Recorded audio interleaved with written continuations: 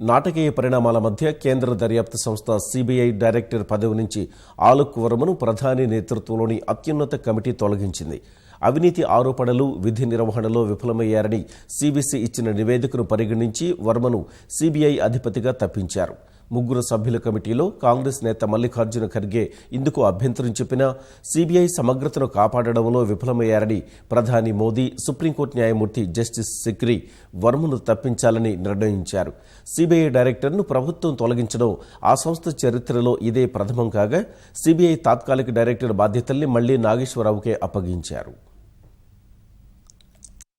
Supreme court తీర్పుతో CBI డైరెక్టర్గా బాధ్యతలు చేపట్టిన ఆలోక్ వర్మ ఒక్కరోజులోనే ఆ పదవిని కోల్పోయారు. ఆలోక్ వర్మపై అనేక అవినీతి ఆరోపణలు ఉన్నట్లు సెంట్రల్ విజిలెన్స్ కమిషన్ ఇచ్చిన నివేదికను ఆధారంగా చేసుకుని ప్రధాని మోదీ, విపక్ష నేత మల్లికార్జున ఖర్గే, సుప్రీంకోర్టు ప్రధాన న్యాయమూర్తి తరపున హాజరైన జస్టిస్ సిక్రీలతో కూడిన అత్యున్నత కమిటీ ఆలోక్ వర్మను తప్పిస్తూ 2-1 తేడాతో నిర్ణయం తీసుకుంది. 8 అంశాల్లో ఆలోక్ వర్మ ఆరోపణలు ఎదుర్కొంటున్నట్లు సిబిసి తన నివేదికలో పేర్కొంది. మోయిన్ ఖురేషీ కేసులోనూ, గుడుగాం భూసేకరణకు సంబంధించి ఆరోపణలు, ఆర్జేడీ నేత లాలూ ప్రసాద్ పై నమోదైన కేసులో ఐఆర్సీటీసీ అధికారిని కాపాడేందుకు యత్నించారని సిబిసి తన నివేదికలో పేర్కొంది. అనేక మంది అవినీతి అధికారులను సిబిఐలోకి ఆలోక్ వర్మ తెచ్చారని సిబిసి పేర్కొంది. ఆ నివేదిక ఆధారంగా ఆలోక్ వర్మను తప్పిస్తూ అత్యున్నత కమిటీ నిర్ణయం తీసుకుంది. ఇందుకు కమిటీలో సభ్యుడైన కాంగ్రెస్ నాయకుడు మల్లికార్జున ఖర్గే అభ్యంతరం తెలిపారు. వర్మపై వచ్చిన 10 ఆరోపణల్లో 6 తప్పని తేలిందన్న ఖర్గే మిగిలిన 4ంటిపై ముందు ఆయన వాదన విందామని సూచించారు. 77 రోజులు వర్మను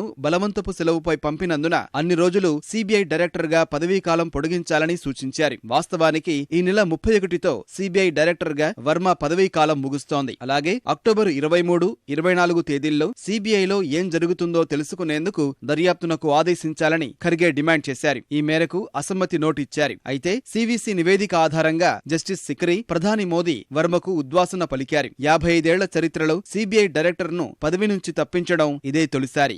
ఆలోక్ వర్మను కేంద్ర అగ్నిమాపక, సివిల్ డిఫెన్స్, హోంగార్డ్స్ డీజీగా బదిలీ చేశారు. తెలుగువారైన ఎం నాగేశ్వరరావుకు తాత్కాలిక డైరెక్టర్ గా మళ్లీ బాధ్యతలు అప్పగించారు. అంతకుముందు సిబిఐలో నాటకీయ పరిణామాలు చోటు చేసుకున్నాయి. తన గైర్హాజరీలో చేపట్టిన అధికారుల బదిలీలను రద్దు చేసిన ఆలోక్ గురువారం సిబిఐలోని 5 ఉన్నతాధికారులను బదిలీ చేశారు. సిబిఐ ప్రత్యేక డైరెక్టర్ రాకేష్ ఆస్థానా అవినీతి ఆరోపణలపై గతంలో విచారణ జరిపిన బృందాన్ని యథావిధిగా కొనసాగించిన ఆలోక్ సిబిఐ జాయింట్ డైరెక్టర్లు అజయ్ భట్నాగర్, మురుగేషన్ సహా సిబిఐ డీఐజీలు MK Sinha, Tarun Gauba, AD AK శర్మలను వివిధ విభాగాలకు బదిలీ చేశారు. ఆస్థానా కేసు దర్యాప్తు చేస్తున్న అవినీతి నిరోధక విభాగం 3 సంయుక్త కార్యదర్శిగా వి మురుగేషన్ కొనసాగించిన ఆలోక్ ఆస్థానా కేసు దర్యాప్తును సిబిఐ ఎస్పీ మోహిత్ గుప్తాకు అప్పగించారు. కేసు పర్యవేక్షణను డీఐజీ తరుణ్ తోబాకు అప్పగిస్తూ నిర్ణయం తీసుకున్నారు. గతంలో రాకేష్ ఆస్థానా కేసు విచారణ చేపట్టిన డీఐజీ సిన్హా తాజాగా ఆ బాధ్యతల నుంచి తప్పుకుంటానని సిబిఐకి విన్నవించారు. ఫలితంగా ఆయన్ను బ్యాంకులు, స్టాక్ మార్కెట్ల మోసాలను విచారించే విభాగం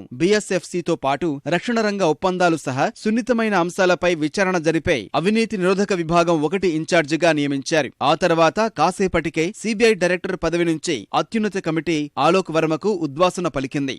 ఆలోక్ వర్మను సిబిఐ డైరెక్టర్ పదవి నుంచి తప్పించిన తర్వాత ఢిల్లీ పోలీసులు ముందస్తు చర్యలు తీసుకున్నారు. ఎలాంటి అవాంఛనీయ ఘటనలు జరగకుండా సిబిఐ కేంద్ర కార్యాలయాన్ని తమ ఆధీనంలోకి తీసుకున్నారు. సిబిఐ కేంద్ర కార్యాలయం పరిసరాల్లో భద్రత కట్టుదిట్టం చేశారు.